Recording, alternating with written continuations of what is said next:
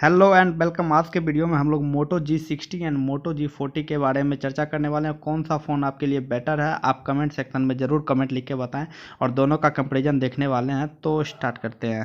तो मैं ये कह रहा था कि अगर आपने हमारा चैनल अभी तक सब्सक्राइब नहीं करा तो अब भी कर दो, नहीं तो बड़ा पछताओगे।